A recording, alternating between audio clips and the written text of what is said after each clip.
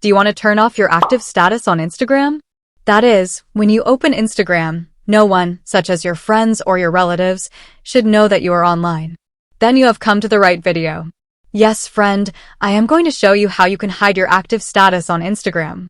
If you are new to this channel, then please like and subscribe. Now let's move to my mobile screen. First of all, open the Instagram application on your mobile phone and then tap on your profile icon, which is right below.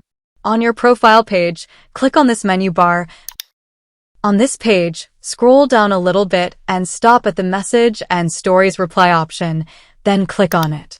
Now you can see the option for showing activity status, so just click on it and simply turn off this button.